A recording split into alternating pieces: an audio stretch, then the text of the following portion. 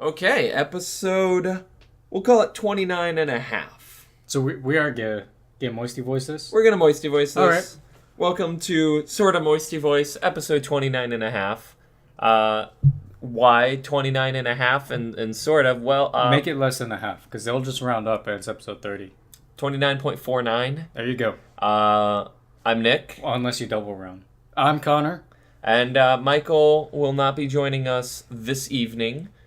So instead, we're gonna change it up. For one, this episode's not gonna be too terribly long. Not gonna be the full hour.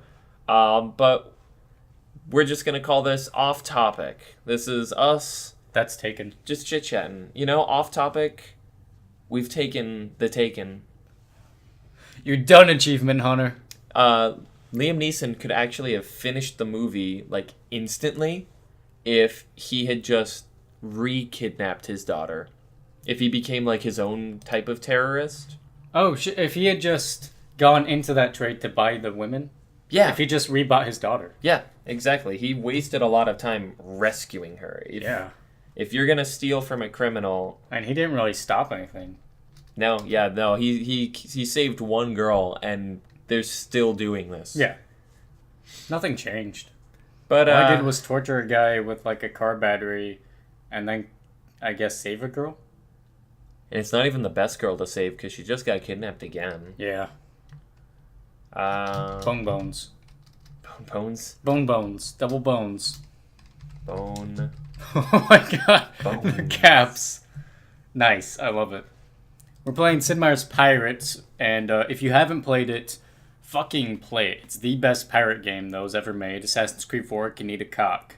If you haven't played it, you've had a very long time to do so. Shame on you. Yeah, no, like all your life just about. I think it's $10 on Steam. It's crazy cheap because it's crazy old and it is crazy quality.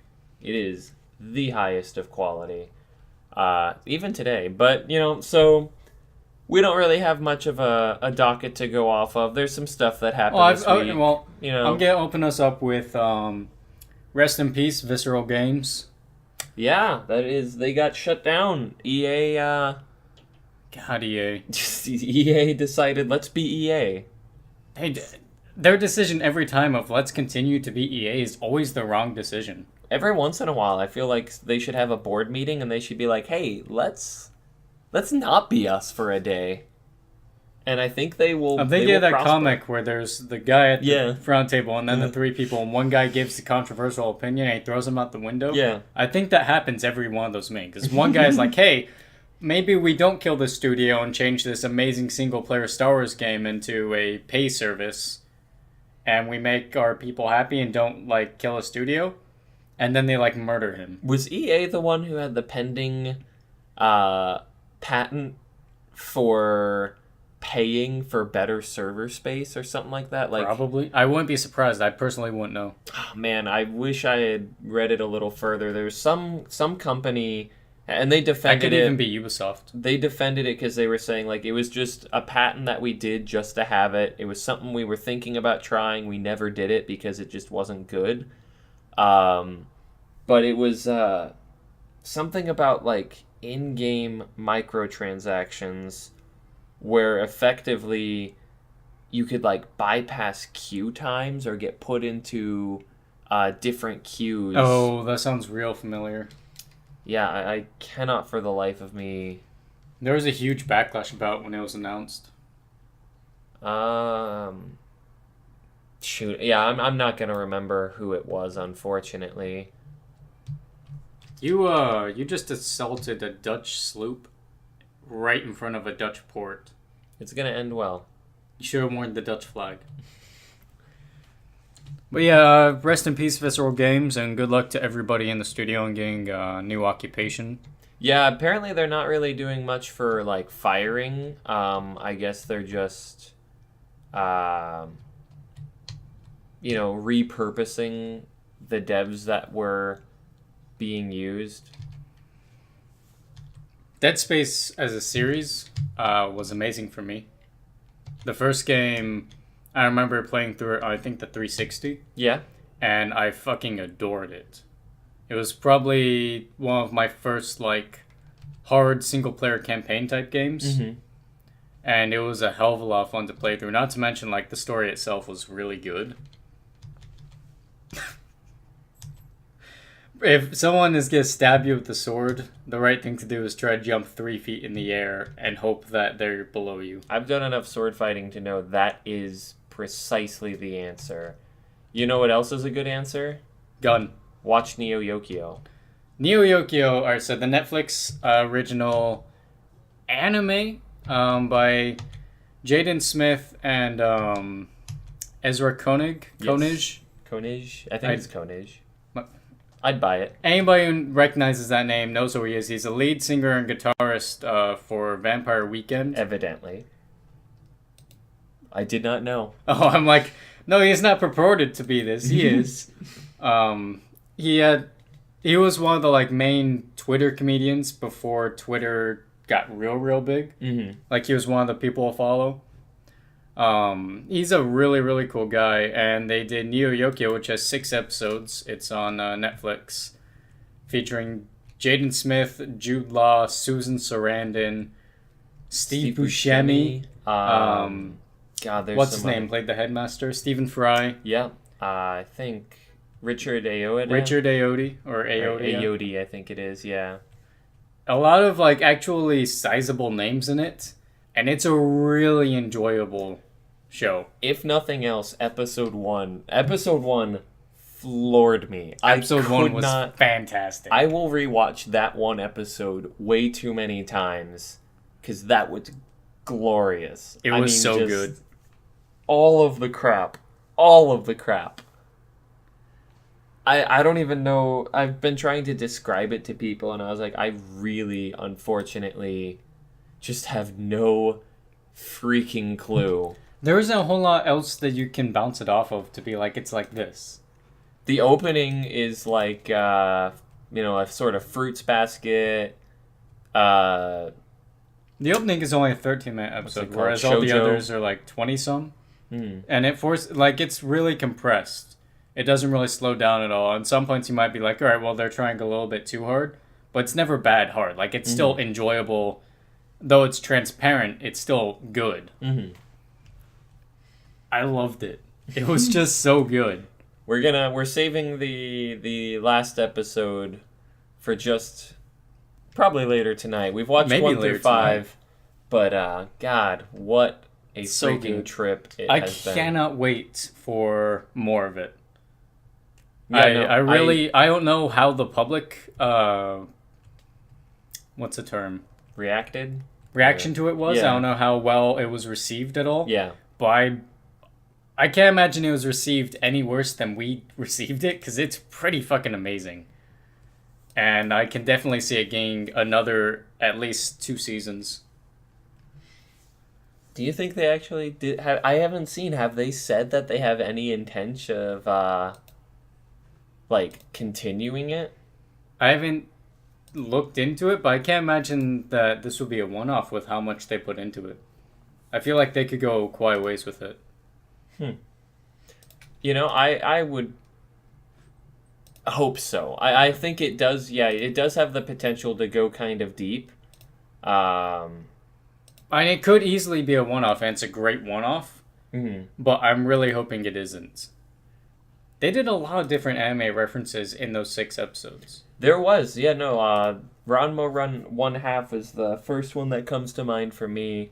I think there's some There's tuxedo weird, mask. Yeah, the tuxedo mask bits. I'm pretty sure There's a transformative pool. Yeah, Ranma 1/2. Yeah. I don't know the name. I think there is some stuff about Yu Yu Hakusho in there. I never really watched enough of it to care. Mm-hmm. But it's just the humor of the first episode alone is just so weird, so nonsensical. It's very entertaining. That's a dope-ass watch. I don't know. I don't know what to say about it other than watch it. Definitely watch it. Watch the hell out of it. It's easily worth your time. Not like Big Mouth, which is, God, so bad. So horrible. I hate Nick Kroll. I have to come out and say that to begin with. Just hate him? I don't actually hate him as a person. Whenever it's kind of just him, I can enjoy him. You just don't like Anything his he work? produces or like he really works on, I can't enjoy. I don't enjoy his production. Big Mouth was like 20% of it was good, in my opinion. It had some great lines. I want to see it because there's a lot of backlash against it from like, Christian conservative type groups that it's sexualizing children and, all those Hollywood liberals and their child sex parties. And it's like, no, it's a show that's just very blatantly about puberty, and they treat it in a very explicit and strange way that, I guess you could say if you're weird that they're sexualizing the children, but it's about sexuality as a teenager going through puberty. So No, on that front, I have no problem with it. And actually, fuck all those Christian conservatives. It's just the humor. I feel in a lot of areas is just it's trying too hard. there was some jokes where they clearly took the easy way out. Like they To took say the least. lowest possible hanging apple. Like it's scraping the ground. No, the on opening too many occasions. The opening, the cold open was very weak. Whereas the cold open for Neo Yokio was like way up here, and then Big Mouth, like I could not have tripped on it. Yeah, I've seen the last like 5 minutes, and there is a single joke that is an amazing payoff. If you know the context surrounding it, because they sort of predicted their own backlash, and because of that, that's kind of entertaining. But I don't know. I'm gonna stick out for it. I'm gonna finish it. Troll Hunters. We're just, for the record, if you've been listening for 12 minutes and you're not sure where we're going, we're gonna. You did it's a review show. Off-topic, non-trademark. It's a bit of a review show. Troll Hunters has been enjoyable. I don't know if you would like it. I haven't watched it at all. It's a beefy first season. It's like 28 episodes. I saw there was a lot of episodes. I wasn't expecting that going into it, and season 2 comes out November. It seems to be really popular though, because Funko Pop already has a lot of pops out for it, as well as New York Comic Con exclusives. It's not written by Guillermo del Toro, but it's sort of like it says by, or partially co-created by. So he's like one of the showrunners for it. Okay, all right, that's definitely a thing for me to. That's what got me wanting to see it. Anything that he's attached to. I didn't know he was attached to that. That's now a thing that I can get into this. Yeah, anything that he's attached to, I'm willing to just see where it goes. And it's been worth it. It's some of the humor is a little, I don't want to say childish, but I've watched a lot of cartoons. I don't judge cartoons for being cartoons for kids. it is for kids. I will say it's for kids, but it's not. My problem with a lot of kids movies and kids shows is they don't really give any respect to kids. Mm-hmm. I don't know if that makes sense. Like, it sort of treats them like they're stupid. But, and this one doesn't necessarily not do that, but it's not a pandering, basic humor kind of show, so I like it. You guys seem to be enjoying it. Yeah, we've been kind of watching through it. It's like there's no rush to, like, oh man, we gotta binge it, but I would definitely not be skipping out on the rest of it. And I will be watching season 2 when it comes out. Am I going to buy, like, the pops and the collectibles? Very unlikely. But I will watch it, and I will enjoy it, and it'll be a weird primer for Shape of Water, I'm sure. I can't wait for Shape of Water. Why fight monster when you can fuck monster? I mean, I've read a lot of Monsters vs. Aliens and Pacific Rim fan fiction to know that line works in every situation. Pacific Rim Uprising. Very excited for. I'm very excited for it. I think I'm going to really enjoy it in the theater. I think I'm going to be very disappointed with it as a sequel to Pacific Rim. Probably. It's a weird thing to follow up, that's for certain. It's because Guillermo isn't involved with it. Yeah, the less involved he is in a project, historically, the worse it is. Unlike Crimson Peak, which was pretty dang good, if I will say so. I was really kind of hoping that was going to be what solidified the Mexican trifecta. Because Iñárritu and Cuarón had won previous years, and Del Toro was the only one who needed a Best Director / Best Film win, and I really thought he was going to get it. And then I saw it, and watching it, I was like, it could have been, but it's not going to be. The way they marketed it and the way, like, what it is, it's just not quite enough. I'm a huge Iñárritu fan, and I love Guillermo del Toro, obviously. I'm still waiting for him to get the At the Mountains of Madness movie going. There's just... I'm excited for The Shape of Water, but it doesn't stand out to me at all. There's nothing about them thinking, wow, there's nothing else in theaters exactly like this. Not that, say, there isn't, or that there is. I don't think there, per se, is a movie that's out there that's really like it, but like Baby Driver and Blade Runner 2049 were both very unique movies to me this year, and I haven't really seen anything else that stood out as strongly as those. Now, to be fair, a lot of movies this year have been just sequels, but I mean, like, even Ghost in the Shell, because I've seen the anime movie, wasn't anything special.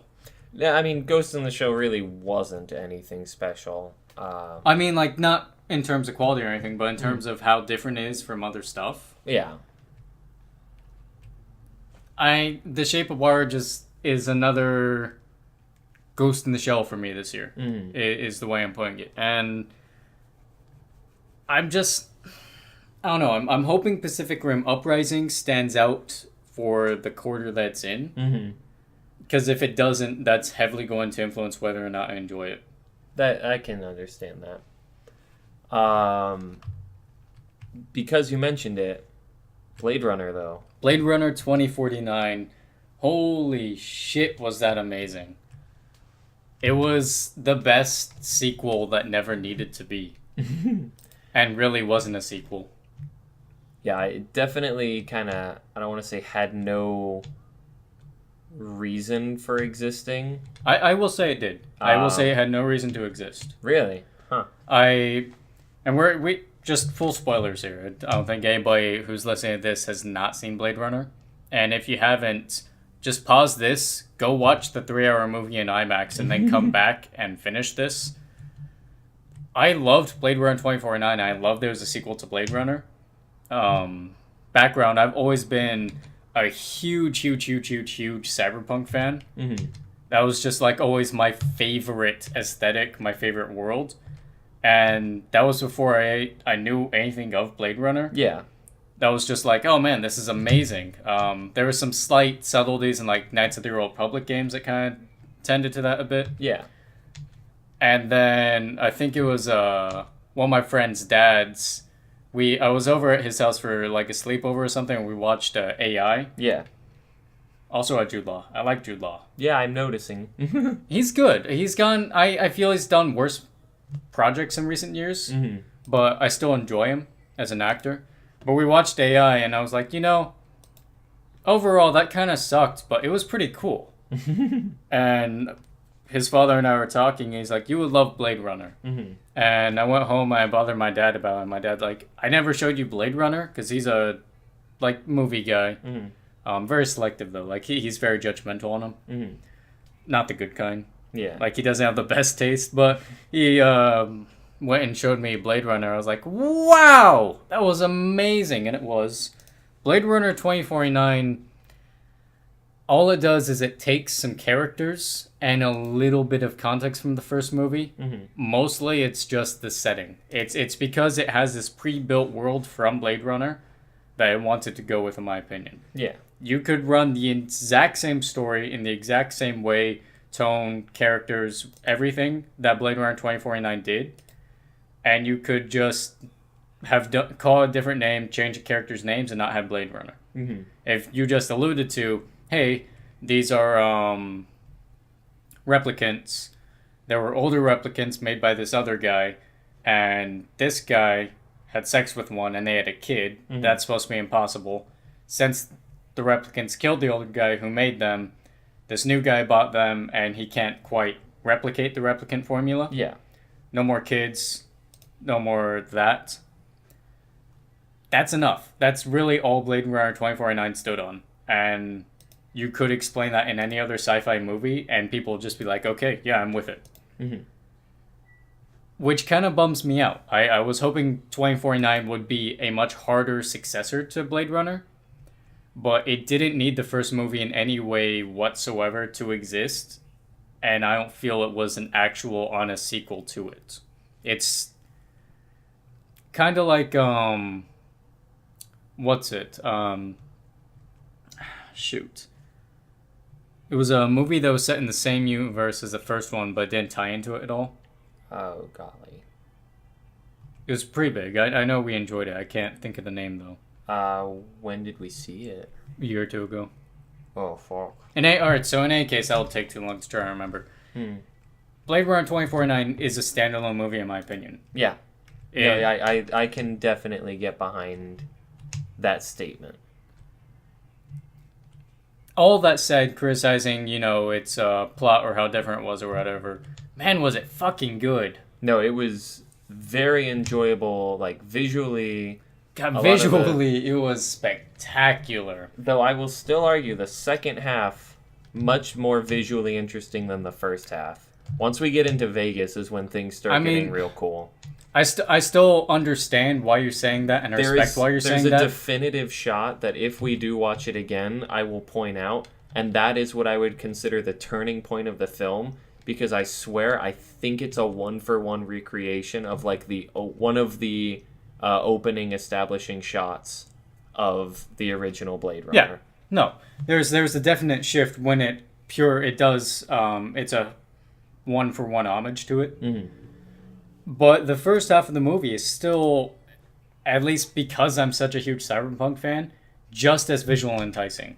Because it shows so much of the city, the rain slick smog, the towering skyscrapers, the entire world of people that live below this like 100-story level. Yeah. That's already more than enough for me. The second half of the movie is definitely differently visually beautiful. It does take a shift and it's amazing, but I think the first half still has as much quality. Everybody, I guess, in Hollywood is all nuts about the actress who played Joy. Anna DeMarcus? Something like it. I really like the girl who played, and we've already hit the spoiler point, Decker's daughter. Yeah. It was very small of a role, but I really enjoyed her. She was actually, she was really enjoyable. I'm not a huge fan of Ryan Gosling. Really? I just never really, like, I've seen his movies, and he's been good in them, but it's never been like, wow. It was just, like, I see his sex appeal, and I see why people enjoy him, but... Did you see La La Land? Yeah. Okay. Did you see Driver? Isn't it just Drive? Is it Drive? I think it's Drive. There's a Way Driver long ago. movie. I need to see Drive again, but I have seen it. Like, I've seen some of his big things. Yeah, I would say there's one more also that's like really big. Oh well, but so you've definitely seen his big stuff. Yeah. And I didn't have anything against him, but I never came away from it like, wow, he was really good. Not that he was bad or anything. In Blade Runner 2049, I thought he was great. I thought he nailed the character. And I think the argument can be made that the character was very dry and it won't be hard to get it. Yeah. I would disagree on that behalf. I think he had a lot of layers with just a blank face, with the character, with how he moved throughout the movie, that really lent a depth to it, despite there only ever being shown an inch through him. And I really appreciate that. Well, I can definitely understand where you're coming from on all of that, for sure. Robin Wright was in there. Oh, yeah. She died. She died hard. With a vengeance. Sorry, I don't know. That's like that's my... Is that... It's because you said Die Hard. Yeah. Ana de Armas. Ana de Armas, yeah. Or de Arma, I don't know. Yeah, everybody's kind of nuts about her right now, and understandably, which is, I don't know, that's weird. I loved her as Joy. Joy was a great fucking character.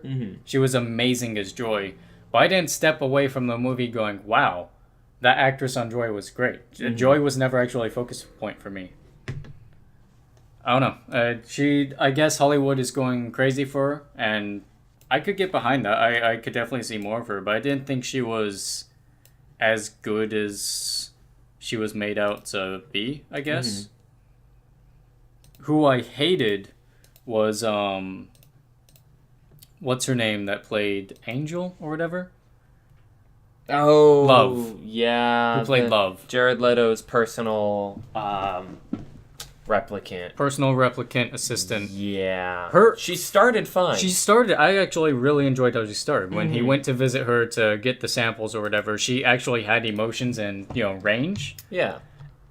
Any scene after that scene, she is just robot, kill, kill, kill, pure Terminator. Yeah. No, I hated it. I don't know why that was the focus on her. Yeah. And it was the faces, I think, that really... Like, her acting wouldn't have done it, but, like, the faces she was making... She made a lot. There's faces people make when they're trying to just be violent robot. I don't know what it is. It's just the look.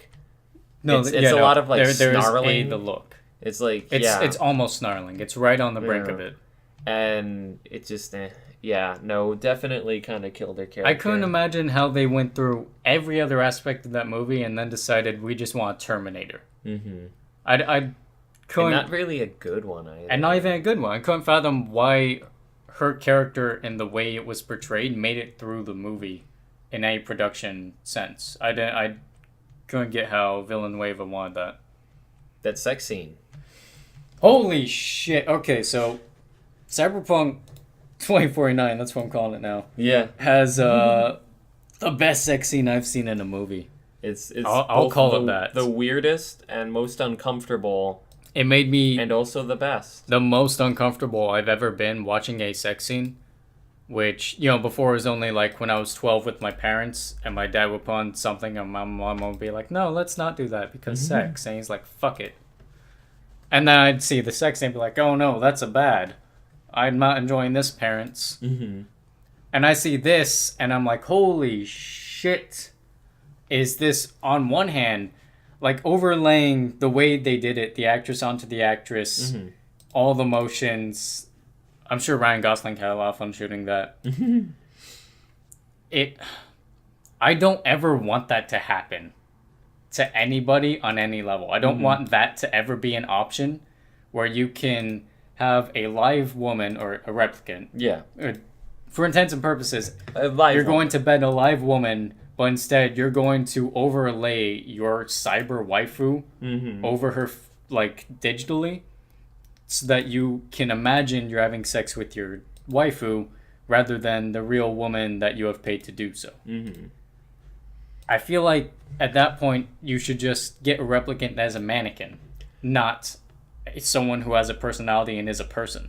I don't know if it's weird to say, but there's probably, just in the future, a lot of money in this, like, virtual prostitution type thing. And the modern day equivalent that I could see is, like, you get, like, a human prostitute with the intention of putting on VR goggles. And oh god, they kind of simulate what's going on there. It would require, like, kind of knowing what's in the video, but they would sort of either reenact the motions, or at least the general motions, so that you're seeing what you're feeling kind of thing. But that I could see actually being a thing, maybe not today, but in a year's time. hate that. No, it's weird, and I feel bad for the woman who has to be the one to do it, but it's definitely a possibility, I think. It's a possibility, and I do think it is happening very soon. I don't want it to be. Mm-hmm. If I ever snapped and became like some weird in my mind, vigilante, like, serial killer, I'd be killing the guys that wear VR goggles to fuck their waifus. That's me. That would be my cleaning the gene pool. Alright, so Shadow War came out last Tuesday. Yes. You haven't played it. I think you would really enjoy it. I probably would. I've been playing quite a bit of it because I was really looking forward to it. I love the Nemesis system from the first game. Yeah. This game is like Nemesis system way fucking bigger. I created like Orc Hitler, and it was horrible. How did you create Orc Hitler? So I'm there. I'm just trying to kill this one captain or something, and this Olag High are now super orcs. They're like troll-bred giant orc guys. He comes over with this mace, just fucking crushes my head in, and like tears me apart. When you get killed by a regular grunt, they promote into a captain. Yeah. And he kills me, and he goes immediately onto the speech of, it was a good thing I killed you, Pink Skin, because we didn't need this man blood in Mordor. We need only pure orc blood running through this country. Oh, no. And immediately I'm like, oh, shit. And I go to the army list afterwards, and he's, like, leveled above me, and his name is Ear Eden Pureblood. Oh, no. And I meet up with him later. He, like, ambushes me or something, and he's like, I need to purify the blood. You need to go. I eventually, he does a lot of really bad stuff. A lot of fucked up stuff. You definitely gave rise to Orc Hitler. There was an Orc Hitler. I bested him in combat and broke his mind, which is a really cool thing you can do. Yeah. And now he just goes around cooing. See, this is what we should have done in That's World what War we II. should have done to Hitler. We should have just brain crushed Instead of Hitler. killing him, you just have him go around and he just... I get the brain crush mechanic. It makes me feel kind of bad about them. That's actually a huge thing they address in the game. Yeah, because it's just sort of like, couldn't you have just killed them? Like, is it... It's like this argument throughout it, because you have this captain who does a lot for you, and as a story mechanic, he like betrays you royally, and you have to go track him down to stop him because, you know, you're dominating people with this ring, and if orcs hear that guy broke your will and betrayed you and bested you, it's like, well, shit, why are we following him? Yeah.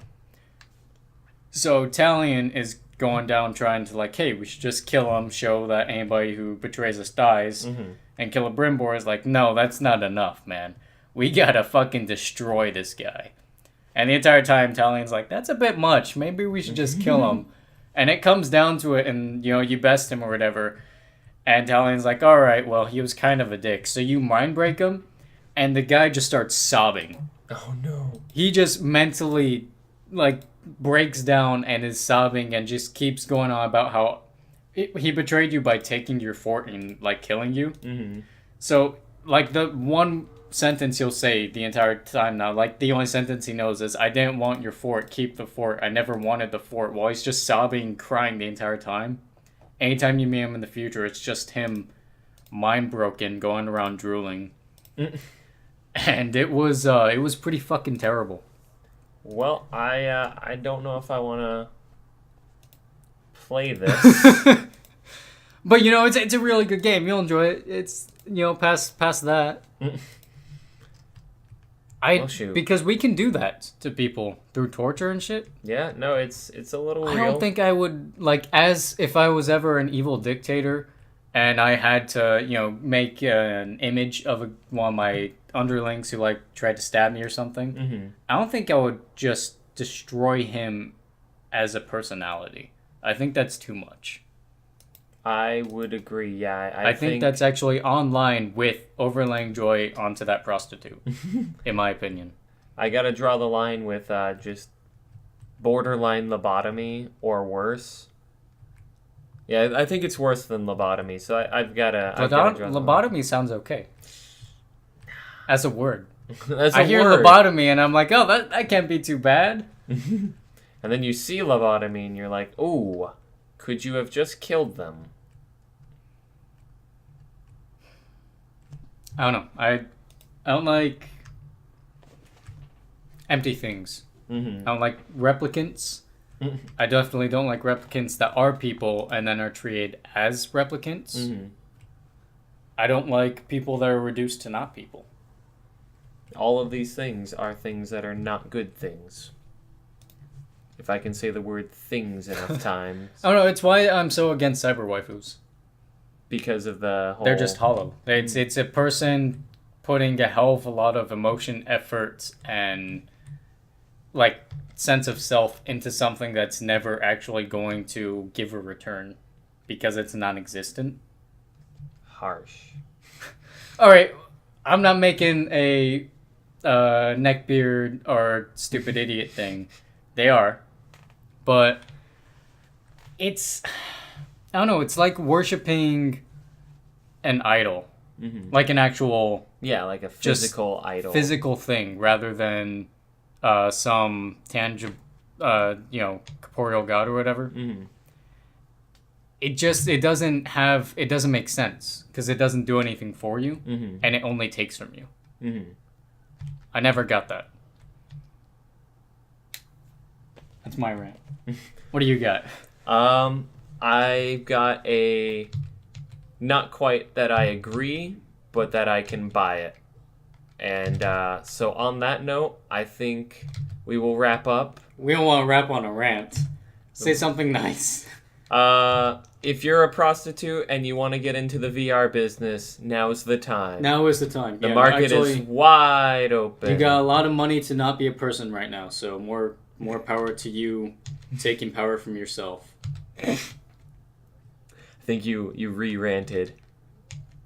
Did it? Shit. You know what? Maybe I did. Maybe we just end on a rant. We end on the rant.